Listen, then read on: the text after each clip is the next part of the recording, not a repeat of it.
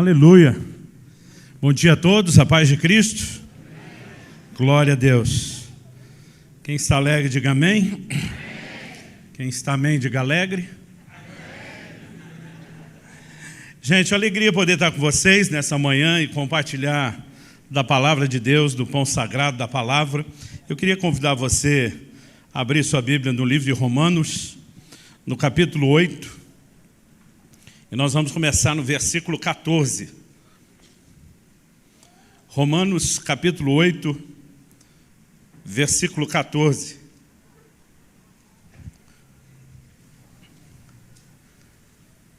A palavra de Deus diz assim: pois todos os que são guiados pelo Espírito de Deus são filhos de Deus.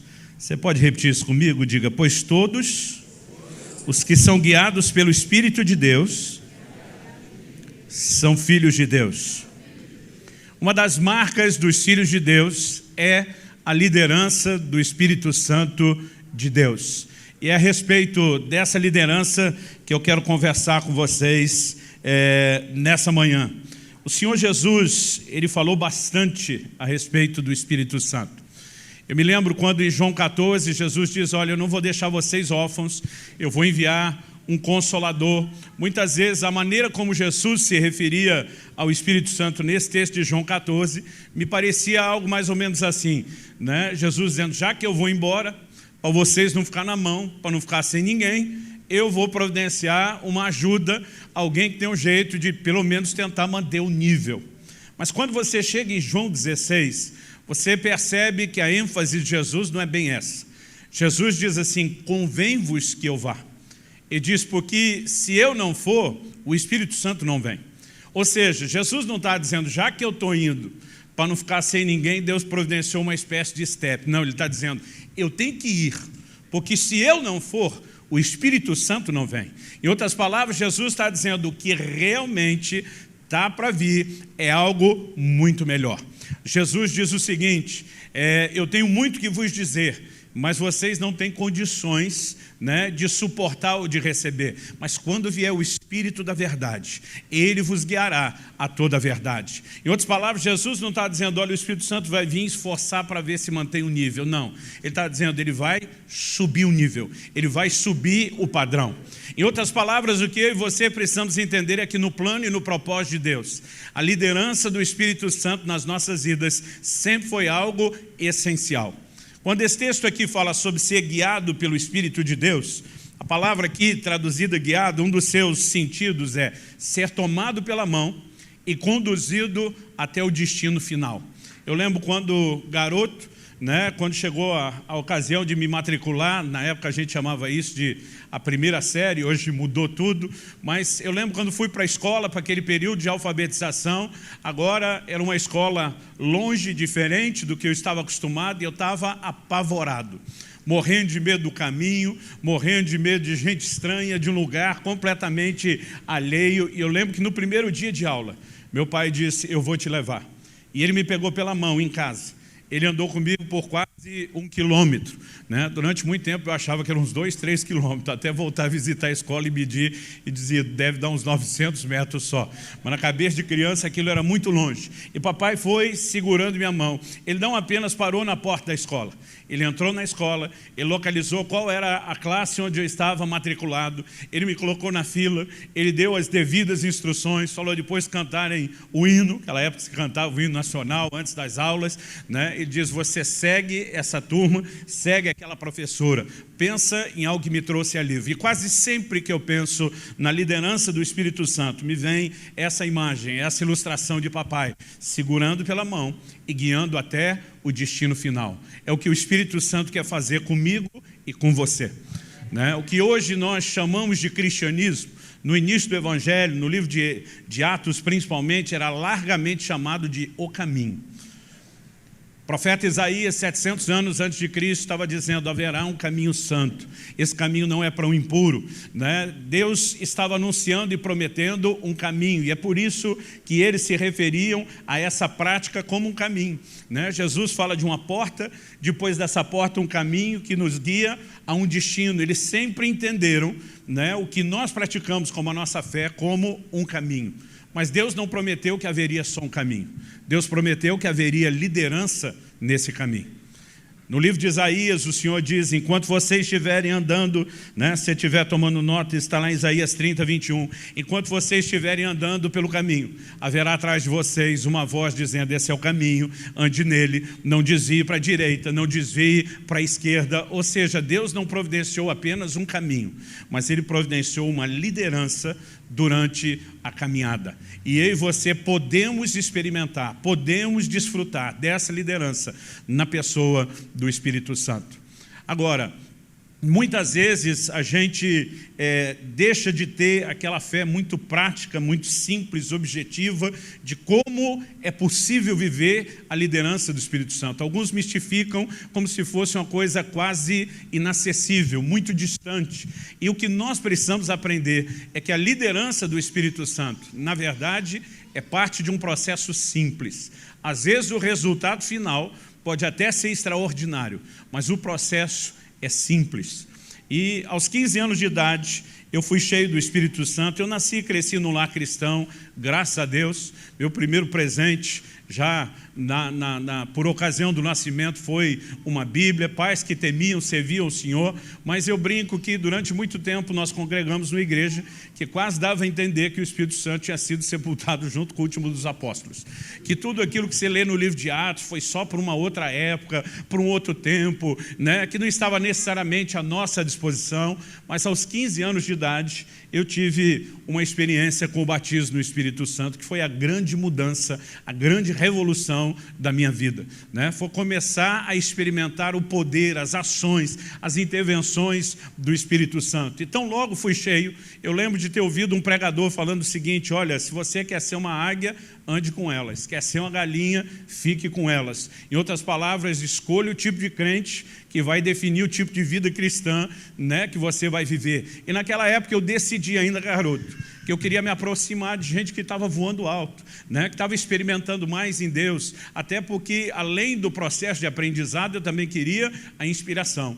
E foi nessa época, né, que Deus usou um pastor, estava visitando uma igreja, não era a igreja que eu congregava, e Deus usou um pastor para trazer uma palavra profética assim tão detalhada, tão rica, sobre a minha vida, sobre minha casa, sobre a minha família, que pela primeira vez, assim, desde que me entendia por gente, pela primeira vez, eu comecei a entender uma perspectiva de relacionamento com Deus, que era um relacionamento pessoal. Eu parei de imaginar um Deus que lidava conosco só por atacado, né? Só no geralzão. E comecei a perceber um Deus que tem olhos para cada um de nós. Não apenas olhos para nos enxergar, para nos achar no meio da multidão, mas que tem planos, que tem projetos para cada um de nós. Não é maravilhoso saber que Deus, apesar de ser todo mundo, é só seu também?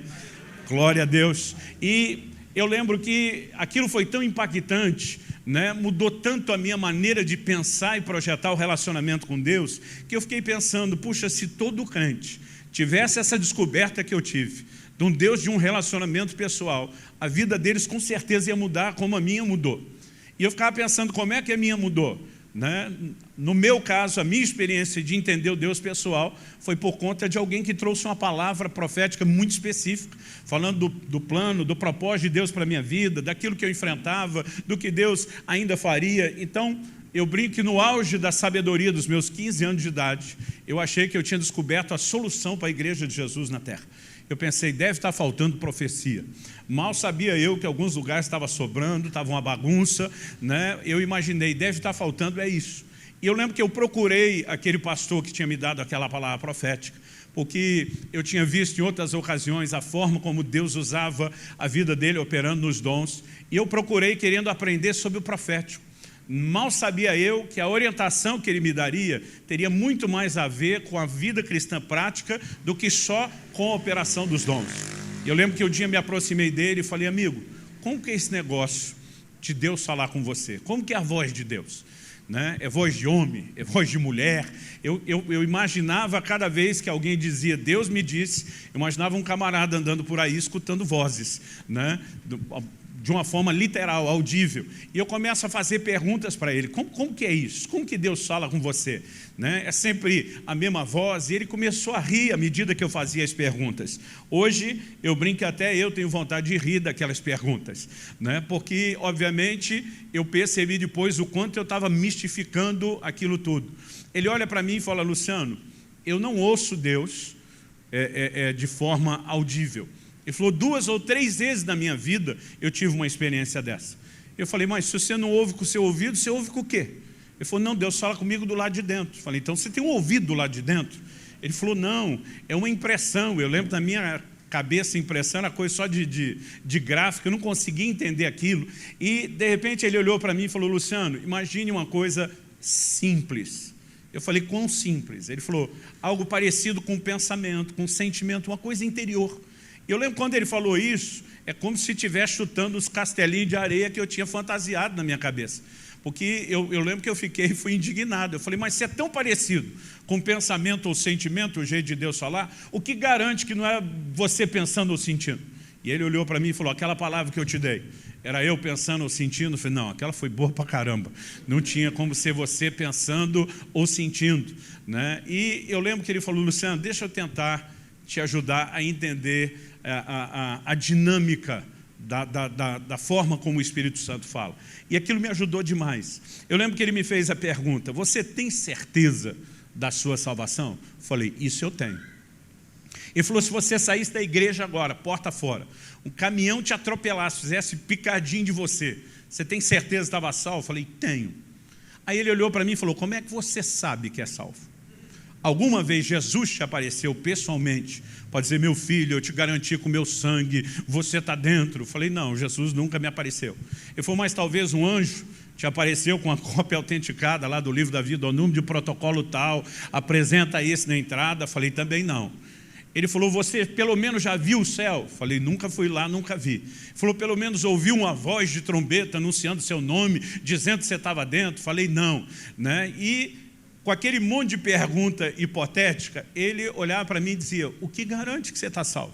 Você não viu nada, você não sabe nada, você não conhece nada, você nunca viu coisa nenhuma, mas enquanto ele tentava me cutucar e me apertar, eu lembro que eu respondi, né, eu sei que eu estou salvo. E ele perguntou como?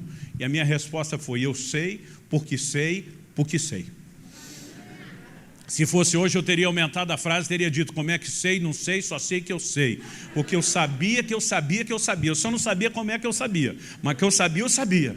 Porque tinha muita sabeção, muito sabimento dentro de mim. Né? E foi nesse momento que ele me aponta para o livro de Romanos. Nós lemos aqui o capítulo 8, versículo 14, mas eu quero continuar. Né? O verso 14 diz, todos os que são guiados pelo Espírito de Deus são filhos de Deus. E diz, porque vocês não receberam um espírito de escravidão para viverem outra vez atemorizados, estou lendo o 15 agora de Romanos 8, mas receberam o espírito de adoção, por meio do qual clamamos, Abba, Pai. E o próprio Espírito confirma ao nosso espírito que nós somos filhos de Deus. Outras traduções dizem, o próprio Espírito testifica. O verbo testificar é sinônimo de testemunhar. Ele falou, Luciano, a razão pela qual você sabe que é filho de Deus, é porque é um testemunho do Espírito Santo. E de repente as coisas fizeram sentido. De repente eu entendi qual era a fonte da minha sapiência. Só para provar que não tem sabeção e sabimento e que eu aprendi, tá, gente? Me ensinaram a tal da sapiência. De repente, eu comecei a compreender que aquela certeza, aquela convicção absurda, né, independente de ter uma visão espetacular, de ter uma voz audível, era o testemunho do Espírito Santo. E de repente fez todo o sentido do mundo essa certeza enorme de salvação que eu carregava. Mas foi nesse momento que esse pastor olhou para mim e falou, Luciano, se num assunto tão importante como esse, da certeza de salvação, Deus decidiu falar com a gente não por meio de uma visão espetacular, né, mirabolante, não por meio de uma voz audível, mas simplesmente por meio de uma forte convicção. Eu lembro que ele olhou para mim e fez a seguinte pergunta, o que te faz acreditar que Deus não possa usar a mesma maneira para falar a respeito de outros assuntos? E de repente a ficha caiu. Eu lembro que eu já tinha ouvido várias vezes meu pai citando aquele texto, seja a paz de Deus, o árbitro, né, que significa o juiz em vossos corações. Meu pai muitas vezes dizia que tomava decisões por ter ou por não ter paz, simplesmente por isso, né? Não precisava necessariamente de ter uma orientação muito extraordinária, muito espetacular. Ele simplesmente podia confiar nesse testemunho interior do Espírito Santo. E é algo que eu e você precisamos de fato compreender, porque há uma dinâmica simples da liderança de Deus na nossa vida, para a qual nós precisamos prestar atenção. As pessoas às vezes mistificam demais, e porque mistificam demais, elas deixam de viver essa orientação do Espírito Santo para o dia a dia. Às vezes são pequenas coisas, coisas simples que Deus quer conduzir eu e você. E às vezes a gente até acha, né, bom, existe uma liderança do Espírito Santo, mas talvez aquele tipo de crente bem mais espiritual, né, aquele tipo de gente mais sensível, ou que tem um dom. A verdade é que cada um de nós temos um guia para nos conduzir nesse caminho. E nós precisamos acreditar desde o início, esse é o plano e o projeto de Deus para as nossas vidas. Você pode dizer amém? Amém. Gente, o Espírito Santo é tão essencial, é tão fundamental à vida cristã. Em primeiro lugar, é Ele que nos conduz ao arrependimento e nos convence do pecado. Ninguém nasceria de novo se não fosse a obra do Espírito Santo. Né? Tito 3,5 fala do lavar, da regeneração do Espírito Santo. Mas ele não é importante apenas para convencer a gente do pecado, para nos levar à conversão. Depois da conversão, ele quer ser esse guia, esse líder nas nossas vidas. Eu olho e percebo desde o Novo Testamento, né, logo no início do Evangelho, a ênfase que se dava ao Espírito Santo. Nós não podemos acreditar ser possível viver o Evangelho sem uma vida de relacionamento com o Espírito Santo e com a liderança do Espírito Santo. No dia de Pentecostes, em Atos, no capítulo 2, quando o apóstolo Pedro está pregando e as pessoas fazem aquela pergunta, o que é que nós vamos fazer? Ele diz, arrependei-vos e cada um de vós seja batizado em nome do Senhor Jesus. Ele diz, e recebereis o dom do Espírito Santo, porque para vós é a promessa, para vossos filhos, para aqueles que estão longe, para quantos o Senhor nosso Deus chamar. Em outras palavras, desde o início ele dizia, tem que converter e tem que receber o Espírito Santo. Aliás, era a maneira como a igreja se conduzia. Você chega em Atos capítulo 8, quando o Evangelho é pregado pela primeira vez em Samaria, né? E a Bíblia nos diz que quando Jerusalém ouviu que Samaria havia recebido a palavra de Deus, a Bíblia diz que as pessoas estavam sendo batizadas em nome do Senhor, conversão, alegria na cidade, sinais, prodígios, mas a Bíblia diz que quando Jerusalém ouviu que eles receberam a palavra do Senhor, enviaram para lá Pedro e João, a fim de imporem as mãos, orarem com eles para que eles recebessem o Espírito Santo. O que é que a liderança da igreja entendeu?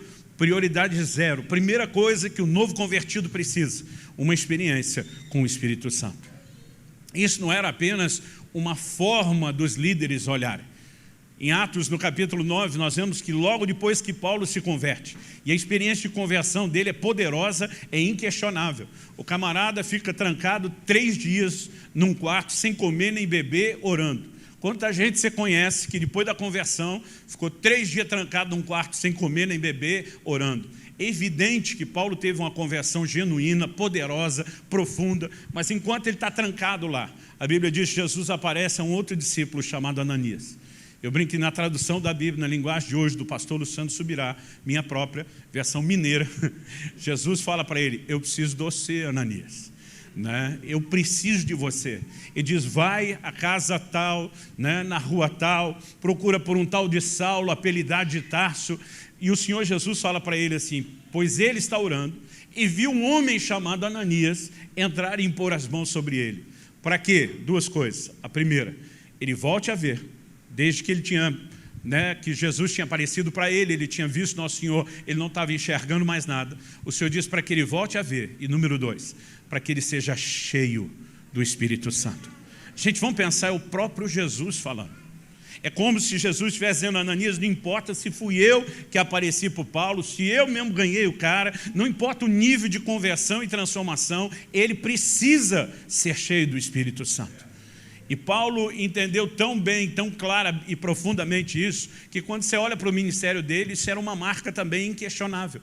Em Atos 19, quando eles vão pregar na cidade de Éfeso, encontram um grupo que se denomina, como discípulos. Primeira pergunta que Paulo faz para aquele grupo: recebestes vós o Espírito Santo quando crestes? Os caras olham para ele e dizem: nós nem ouvimos falar que exista esse negócio de Espírito Santo. Eu brinco que, infelizmente, parece a realidade de muitas igrejas hoje em dia, que não dão ênfase nenhuma, as pessoas não sabem sobre o Espírito Santo. E aí, quando eles disseram que nem sequer tinham ouvido falar que o Espírito Santo existisse, a reação de Paulo do lado de cá é: no que é que vocês foram batizados? E quando Paulo fala desse jeito, no que é que vocês foram batizados, basicamente ele está dizendo: eu não reconheço um evangelho que levaria vocês à pessoa de Jesus, mas não os introduziria à pessoa do Espírito Santo. E aí os caras começam a explicar: não, nós somos batizados no batismo de João, Batista, e esse é o momento que Paulo age como quem diz: sabe de nada, inocente. Diz: gente, vocês estão por fora, João Batista anunciou aquele que viria. O Cristo que ele anunciou já veio, já instituiu o seu próprio batismo nas águas no Espírito Santo. Paulo olha para os caras e diz: quer saber, vão começar tudo de novo. E leva eles para as águas, os batiza em nome do Senhor. A Bíblia diz: sobre cada um deles veio o Espírito Santo, foram cheios do Espírito, falaram em outras línguas. Tudo isso nos revela o quê? Uma dinâmica de vida cristã, onde não se excluía a pessoa do Espírito Santo. Aliás, eu gosto de dizer que quando eles começam a pregar o Evangelho para os gentios, eles estão diante de um desafio incomum. Judeu pregando para judeu era relativamente mais fácil o trabalho do que judeu pregando para gentil. Por quê? Por causa de uma cultura. Os judeus, mesmo antes de se converterem a Cristo, eles já sabiam que não podia idolatria, eles já sabiam que não podia imoralidade. Você não tinha que pegar um judeu convertido e explicar para ele que moralidade ou idolatria era errado, porque com a revelação do Velho Testamento eles já sabiam disso. Mas quando eles começam a pregar no meio dos gentios, esses povos praticavam os cultos deles, não só com idolatria, mas praticavam imoralidade dentro dos cultos lá nos templos deles. Então, os valores eram completamente diferentes. Eu costumo dizer que é algo parecido com você pregar o evangelho para um brasileiro. A maior parte do brasileiro, convertido ou não, ele tem conceitos do que a gente pode chamar de uma cultura cristã. Por exemplo, você, com a maioria das pessoas para quem vai pregar, você vai falar de Deus e o diabo, céu e inferno, anjo e demônio, certo e errado. A maioria das pessoas tem um entendimento sobre isso. Quem não acredita que a Bíblia é a palavra de Deus, no mínimo tem uma chance enorme de acreditar que ela contenha uma receptividade. Mas se você vai pregar, por exemplo, um hindu lá na Índia, ele vai relativizar completamente as coisas. Você vai dizer: porque a palavra do Deus, ele diz: que Deus? Eles acreditam em milhões de deuses.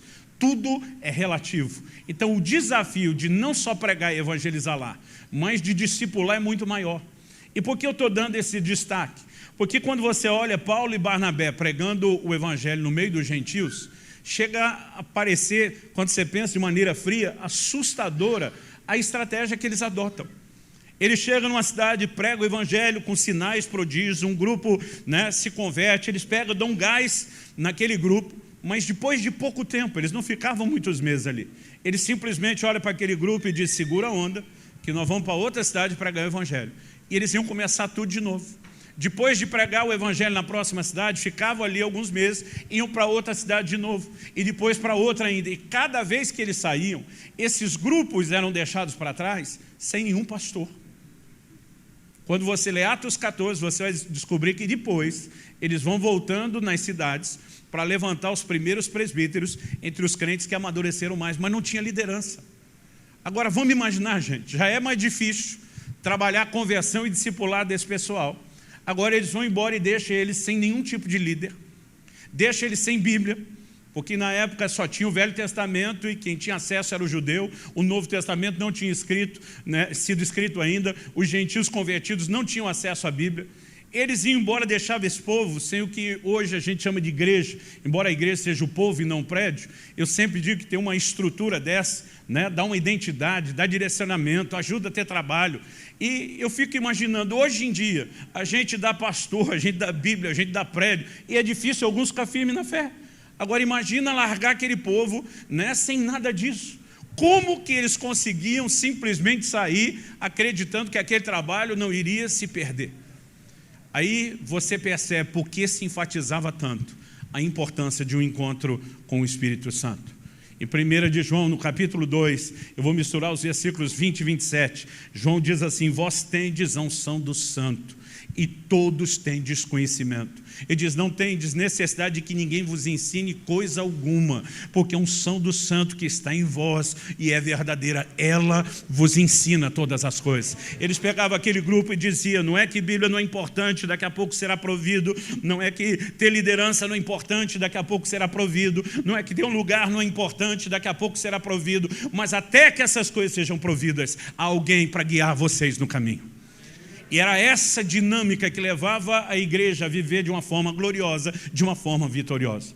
O problema é que muitas vezes estamos tentando levar as pessoas a viverem de todos os outros recursos, mas sem aquela essência da liderança do Espírito Santo. Pastor, outro dia alguém me falou assim: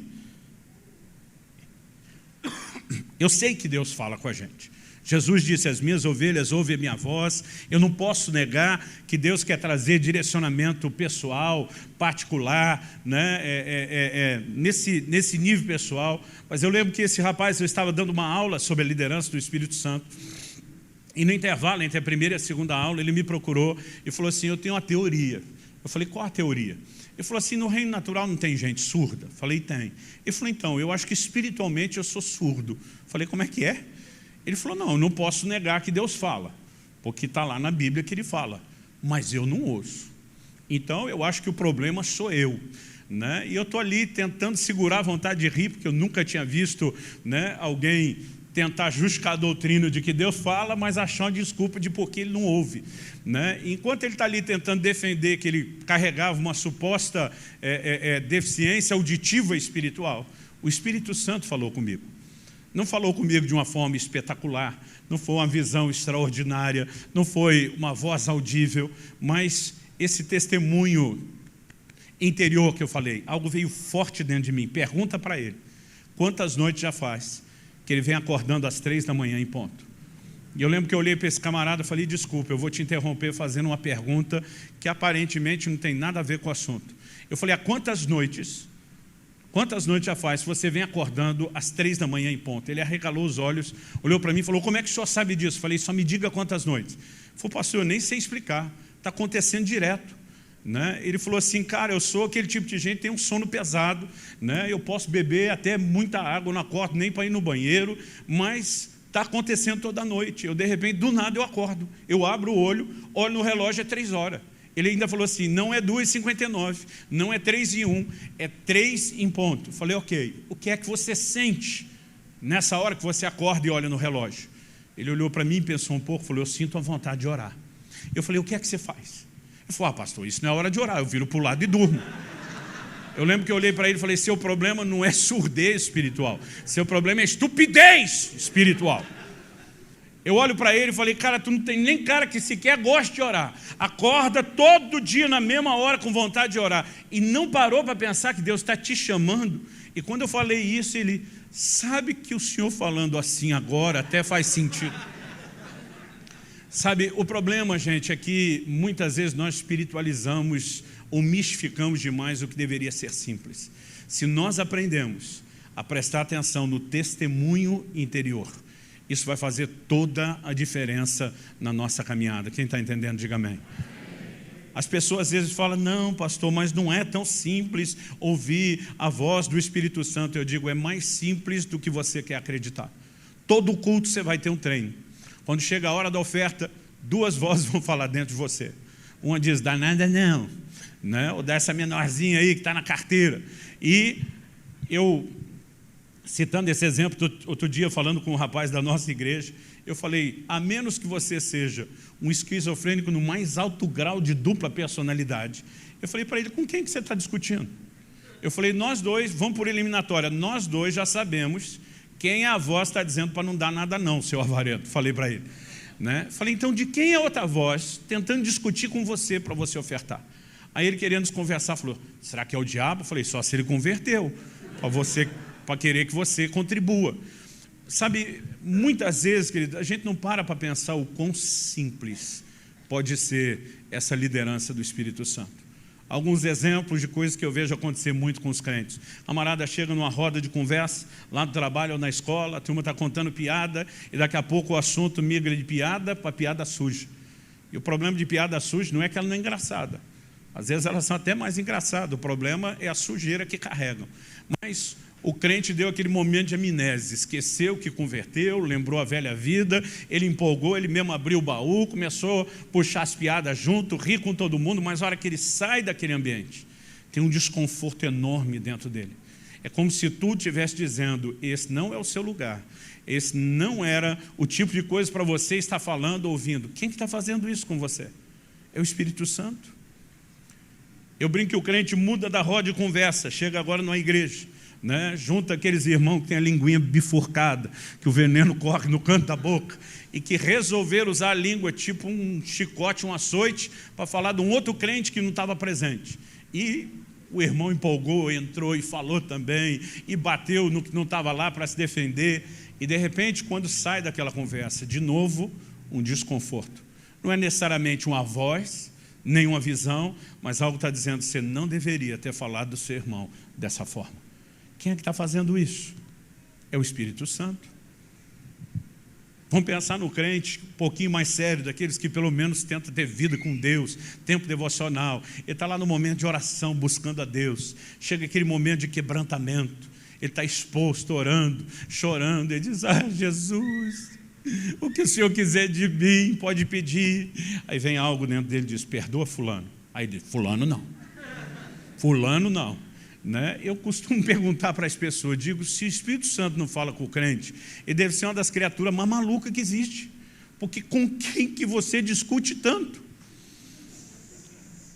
Aí ele está lá dizendo, não vou perdoar não, mas aquela coisa começa a apertar o coração dele. Pensa em quantos bons momentos vocês já tiveram juntos, lembra a história, e daqui a pouco o cliente começa meio a ceder na queda de braço, posso até perdoar, mas vai ter que vir mendigando. Né? A minha pergunta para alguns é, com quem você está discutindo, criatura?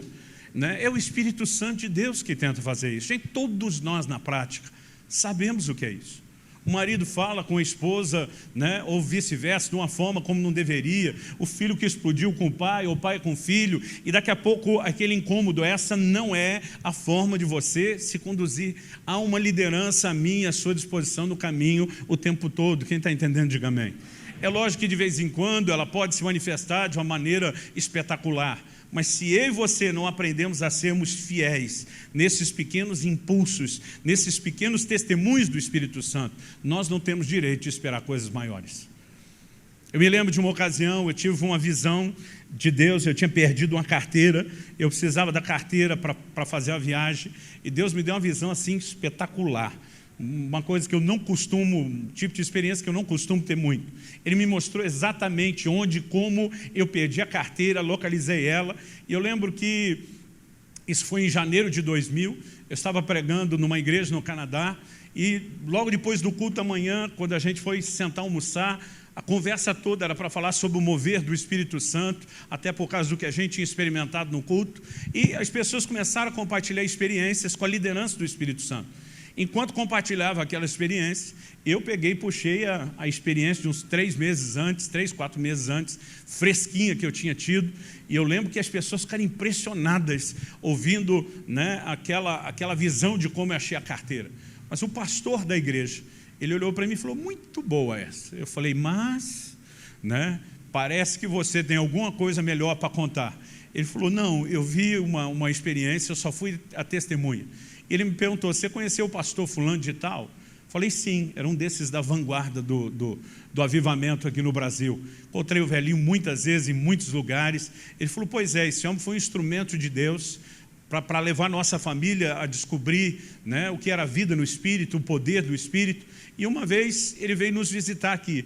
E eu ia levá-lo para ministrar numa igreja em Toronto. Era mais ou menos 1 hora de distância da cidade dele ali. E ele falou assim, peguei o endereço. Naquela época, bom, a história ele me contou há 21 anos atrás, né? Mas ela tem mais tempo. Ele falou, naquela época a gente não tinha GPS, essas coisas, só pegamos o endereço da igreja em Toronto, eu já tinha morado lá, tinha uma certa noção, chegamos com 1 hora de antecedência e começamos a procurar o endereço. Ele falou, Eu peço informação, me manda um lugar, não é. Pergunto, peço informação, me manda em outro lugar, não é. Ele falou, e nessa, quanto mais a gente vai procurando, mais perdido a gente vai ficando, até que deu o horário do culto. Ele disse, quando deu 6 horas, que era o horário do culto, aquele velhinho falou para mim, encosta o carro. E foi a primeira coisa que eu achei que ia levar uma bronca no estilo dessas, né, da velha guarda. Eu brinco que hoje em dia tem muito mimimi na igreja, gente. Eu sou de uma época em que diácono dava cascudo na cabeça da gente quando criança, pegava a gente pela orelha para levar para o pai, né? Hoje, se não sorrir muito na entrada, os crentes já estão reclamando. E ele falou assim para mim, eu estava esperando uma bronca no estilo dessas da velha guarda. Mas ele disse, tudo que aquele velhinho fez foi fazer uma oração. E ele disse assim, Espírito Santo, você me trouxe a essa cidade para estar naquele culto. O Senhor já até me mostrou o que quer fazer hoje à noite. O único que não me quer naquele lugar é o diabo. Ele falou assim, faz 1 hora que nós estamos tentando, pelos meios naturais, achar essa igreja. Ele diz, eu estou recorrendo diretamente a você agora, Espírito Santo. E aquele irmão me contou e falou, Luciano, o velhinho orou assim, o Senhor conhece, Espírito Santo, o Senhor conhece essa cidade melhor do que o homem que a planejou. Me guia agora a essa igreja.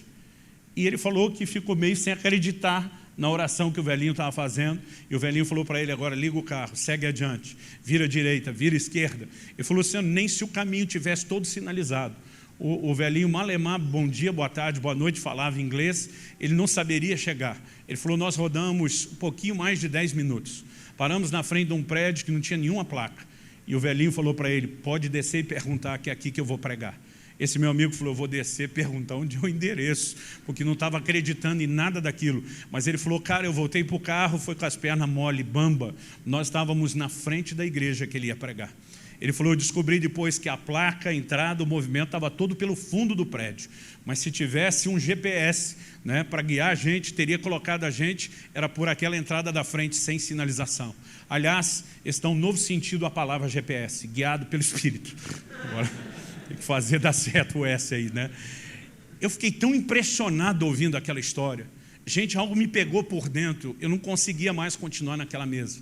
Eu pedi licença, eu corri para o quarto da casa onde eu estava hospedado. Eu lembro que foi só, né, passar, entrar no quarto, fechar a porta. Eu caí de joelho e me deu um desespero, um desespero. Eu comecei a chorar e dizer, Deus, muito obrigado pela experiência da carteira. Aquela foi top, mas essa aí do camarada... Fala sério, outro dia alguém falou, pastor, na competição para você, eu falei, não é não, né? Com os outros não, com a minha mediocridade sim. Cada vez que eu vejo alguém vivendo algo mais profundo em Deus, e lembro que Deus não faz acepção de pessoas, isso me inspira, eu e você podemos experimentar mais. E eu entrei e falei, Deus, essa aí do negócio da igreja foi top das galáxias. E eu comecei a chorar e dizer, Espírito Santo, eu quero te conhecer dessa forma. Deus, eu quero viver a liderança do Espírito Santo dessa forma. Enquanto eu orava dessa maneira, eu ouvi uma voz. Eu não sei dizer se a voz foi exterior, interior, mas ela foi nítida e clara. Era um pedaço de um versículo, citação do próprio Senhor Jesus, que dizia assim, quem é fiel no pouco, será fiel no muito. Mas quem é infiel no pouco, será infiel no muito. Eu levei um susto e falei, Deus, o que isso tem a ver com o que eu estou orando? E aquela voz falou de novo, tem tudo a ver. O Senhor me disse, eu não estou falando isso só para você. Ele diz, por onde eu te levar, não apenas no Brasil, mas pelas nações, eu quero que você ensine o meu povo, que enquanto vocês não aprenderem a serem fiéis aos pequenos impulsos do Espírito Santo no dia a dia, vocês não têm direito de clamar por experiências maiores. Aquela voz disse, o que está detendo o grande mover do meu espírito na terra não é o diabo, é a indiferença de muitos de vocês, a liderança simples do Espírito Santo. E sabe, eu e você precisamos aprender a corresponder com o testemunho interior em níveis simples. Você vai encontrar isso na Bíblia. Em Atos capítulo 27, por exemplo, nós vemos o apóstolo Paulo, quando está naquele navio que depois acaba naufragando em Malta, na hora de sair ele chama o centurião e diz, vejo que a viagem vai ser danosa para o navio, para a carga e para as nossas idas. Aquele vejo, ele não está falando de uma visão literal que ele teve. É uma espécie de eu antevejo, eu percebo, eu concluo, ou como o crente gosta de dizer, estou sentindo que vai dar ruim. E muitas vezes nós não damos a atenção devida a esse tipo de testemunho. Seja para mudar a conduta, a maneira de falar, seja um impulso, né, para orar por uma pessoa, nós precisamos aprender a seguir o testemunho interior. Quem está entendendo, diga amém. E à medida que nós vamos sendo fiéis nesse testemunho interior, nós vamos ser promovidos para experiências cada vez maiores. Eu tenho entendido que, às vezes, a gente fantasia o que é a liderança do Espírito Santo e o que é a vida cheia do Espírito. Na cabeça de muito crente, ser cheio do Espírito Santo é ele ter mais do Espírito Santo. Aí eu fico imaginando aquela figura de Ezequiel 47, né? Quando o anjo de Deus pega o profeta e o guia pelo rio de Deus, aquele rio que emana do trono, né, do santuário de Deus. A Bíblia diz que foram medidos 1000 côvados, é aproximadamente meio quilômetro. Ele diz, e as águas davam no tornozelo. Ele diz, mas foram medidos mais 1000 côvados, agora total de 1 quilômetro, água no joelho. Mediu-se mais 1000 côvados, agora 1500 quilômetros, água nos lombos. Né? E aquela ideia de que parece que quanto mais ele avança, mais água tem, às vezes faz a gente imaginar que o Espírito Santo vai sendo nos dado por medida. Não, hoje eu estou meio tanque, mas se Deus quiser até o fim do culto eu vou estar com o tanque cheio. Né? E eu quero te dizer, isso não é verdade. Em João 3,34 a Bíblia diz, Deus não dá o Espírito Santo por medida. Deus não está dando o Espírito Santo aos poucos, para mim e para você. E se ele não dá por medida, o que significa ser cheio? Ser cheio é totalmente preenchido, é ser totalmente tomado. Isso precisa nos ajudar a entender que não é eu e você que precisamos ter mais do Espírito Santo, é o Espírito Santo que quer ter mais de nós. Há um lugar de entrega e de rendição. Aquela medição está sendo feita e não para. Por que não parou com água no tornozelo, nem no joelho, nem no lombo? Porque não era a hora de parar. Quando foi que o anjo parou a medição? A Bíblia diz quando eram águas profundas, águas para se nadar. Qual a diferença entre água no tornozelo, joelho, lombo e as águas profundas? É que nos primeiros 3 níveis, né, a pessoa está entrando cada vez mais no rio. E, aliás, é isso que a gente tem que entender. Não é o rio que invade a nossa vida. Eu e você que temos que entrar no rio. Mas enquanto está nesse nível, água no tornozelo, joelho, né, lombo, a pessoa está com o pé no chão. Enquanto ela está com o pé no chão, ela está se guiando. Ela toca o leito do rio e diz, vou para cá, vou para lá. Mas o plano e o propósito de Deus é quando eu e você chegamos naquele lugar que não dá mais pé. E quando é águas para se nadar, que já não dá mais pé, não é mais você que se governa. É o rio que assume o controle. É o rio que começa a conduzir você e a sua vida. Há um lugar da liderança de Deus, a minha e a sua disposição. Eu quero que você já vá se colocando em pé para parecer que está terminando. Não que necessariamente esteja, mas pelo menos já parece.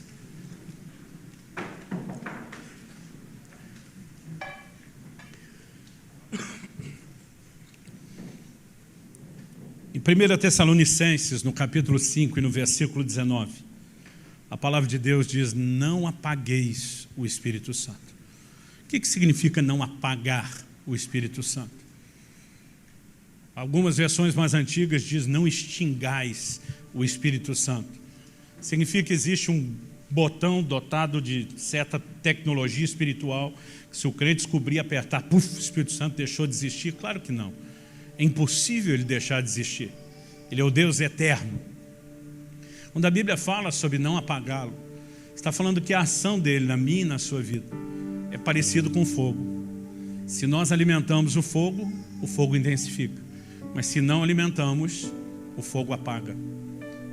A Bíblia fala sobre não entristecer o Espírito Santo. A Bíblia fala sobre o Espírito Santo se enciumar. Há muitos motivos que podem levá-lo a se afastar, mas todos eles sempre acabam relacionados com a nossa falta de correspondência.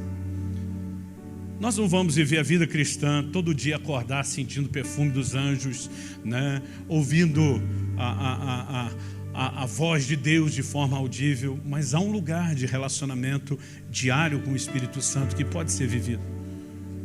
E nós precisamos aprender a prestar atenção nisso. Às vezes é um impulso para que você pare e dê atenção à palavra de Deus. Às vezes é um impulso da parte de Deus para que você ligue para alguém. As pessoas às vezes dizem, pastor, mas eu não consigo ter certeza se é o Espírito Santo. E eu digo para alguns, e você nunca vai ter enquanto não começar a obedecer esse testemunho interior, esses impulsos. Em 2018 eu fiz um jejum de 40 dias só na água. Alguém me perguntou: pastor, por que o senhor fez isso? Falei: porque Deus me dirigiu. Falou: um anjo falou com o senhor ouviu uma voz audível para fazer uma coisa tão radical? Falei: não, eu simplesmente acordei um dia com um testemunho interior. Era aquela convicção forte: eu preciso fazer esse jejum. E eu sabia que aquilo ia ser um ponto de virada na minha vida, no meu ministério, como foi, né? Há momentos onde eu tenho sido desafiado a ligar para pessoas, a liberar a palavra para pessoas, simplesmente porque aquele testemunho interior, ele se manifestou. E se nós aprendemos a ser fiéis, nós vamos experimentando cada vez mais. Mas se não somos fiéis no pouco, não seremos promovidos para o muito. Há um lugar de uma liderança mais intensa e profunda. E eu quero que você coloque sua vida diante de Deus. Você derrame seu coração diante do Senhor hoje. Eu não vim aqui para te apontar o dedo, eu não vim aqui jogar pedra em você. Talvez você está pela primeira vez ouvindo orientações sobre como viver a liderança do Espírito Santo. E Deus esteja te dando a oportunidade não só de arrepender do que você não viveu, mas de aprender como viver. Mas pode ser que você já viveu nesse lugar de uma forma mais íntima, profunda, e ultimamente você vem se distraindo, né? Se afastando disso. Você tem apagado um pouco essa ação do Espírito Santo. Deus também não trouxe você aqui para você ouvir essas coisas e ficar debaixo de culpa ou condenação, mas porque Ele ama você e não quer que você perca aquilo que você tem, não quer que você deixe de crescer. Ele te trouxe a esse lugar porque Ele quer ativar algo. Eu creio que você consegue perceber a presença do Senhor nesse lugar. Eu creio que você consegue sentir o Espírito Santo se movendo aqui. Deixa que Ele te toque, deixa que Ele não apenas te instrua sobre a sua conduta a partir de hoje, mas permita que Ele te toque para que um novo tempo, uma nova experiência com Deus se estabeleça na sua vida, em nome de Jesus. Os músicos vão ministrar e a princípio eu vou pedir que, antes de se preocupar em cantar, que você fale com Deus. Fale com Deus e deixe Ele falar com você. Pode ser que o Espírito Santo te toque de uma forma diferente. Pode ser que você ainda não teve uma experiência com o batismo no Espírito e receba isso hoje pela primeira vez. Pode ser que você seja renovado na experiência. Eu não sei o que Deus quer fazer, mas com certeza Ele não quer que você saia daqui da mesma forma como chegou. Espírito Santo, vem sobre nós. Se o Senhor não vivificar essa palavra, terá sido só um discurso. E nós precisamos mais do que isso. Sopra sobre nós. Sopra sobre nós. Traz teu fôlego de vida. Traz despertamento, Senhor. Nós nos arrependemos porque muitas vezes temos nos tornado indiferentes à tua voz e à tua liderança. Deixamos de corresponder contigo, mas nessa manhã aceitamos o seu convite amoroso e queremos correr de volta, correr para perto. Queremos ser cheios, queremos intensificar esse relacionamento e viver a sua liderança. Vem sobre nós, que seja um tempo de restauração. Nós oramos em nome de Jesus, em nome de Jesus.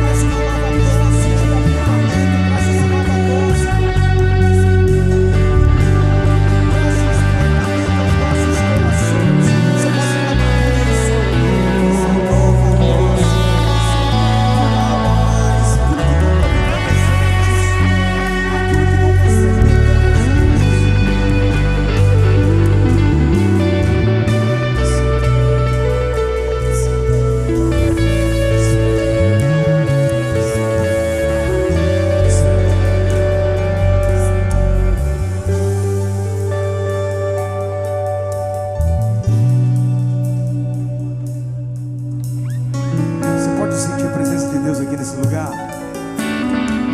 Você pode sentir a ação do Espírito Santo aqui correndo como um rio. Não espere o rio passar para te levar, pule dentro dele. A mesma revelação que Deus deu para o pastor Luciano Subirá, ele tem ministrado aos nossos corações. Eu falava assim: vamos aproveitar que a mão de Deus está ao nosso favor. Em algum momento Deus diz assim: não é a minha mão que se voltou a teu favor, minha mão esteve sempre no mesmo lugar. Venha para debaixo da minha mão, venha para debaixo da minha poderosa mão. Nosso clamor como igreja de Cristo, e não é como Irã, tem muitos outros visitantes aqui, de repente você faz parte de um ministério, mas o nosso clamor nesses dias é para que nós possamos dizer: eis-me aqui, porque Deus quer levantar grandes homens e mulheres que não são somente visitados pela presença dele, mas que são totalmente guiados e querem ser guiados por ele. Esteja disponível, esteja disponível. Feche os seus olhos. Deus, nós pedimos um coração e um ouvido sensível, um coração e um ouvido sensível à direção do Espírito Santo. Que nós possamos sair daqui totalmente transbordantes da tua palavra, da tua presença. Que nessa manhã seja uma das grandes manifestações da história. Que nessa manhã homens e mulheres possam sair daqui possam sair daqui totalmente transbordantes da tua presença, ao ponto de não precisar falar sobre ti. O próprio testemunho de cada um deles vai tratar o teu nome, vai tratar o teu evangelho. O próprio testemunho de cada homem, de cada mulher, de cada família, de cada filha que presente, cada criança, cada jovem que presente, vai tratar o evangelho, vai tratar as boas novas. Obrigado por tudo que o Senhor tem feito em nossa vida. Que o Senhor possa agir, não somente hoje, mas na segunda-feira, o nosso maior desafio, na terça, na quarta, todos os dias da nossa vida, nós possamos ser totalmente guiados pelo teu Santo Espírito, em nome do Senhor Jesus. Que a graça do Senhor Jesus, o amor de Deus, o Pai, a comunhão e as doces consolações do Espírito sejam conosco até que recebe faz o barulho santo para quem tem crido. Aplauda o nome do Senhor Jesus, engrandeça o nome de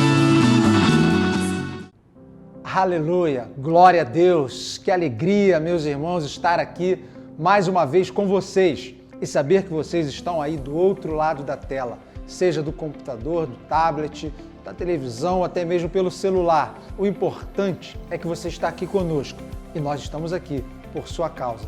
Essa é a razão de nós estarmos aqui, podermos estar junto de você e te acompanhar, pastorear a sua vida e fazer com que você viva aquilo que Deus tem de melhor para a sua vida, as bênçãos, as vitórias e, sobretudo, o propósito de Deus na sua vida seja cumprido.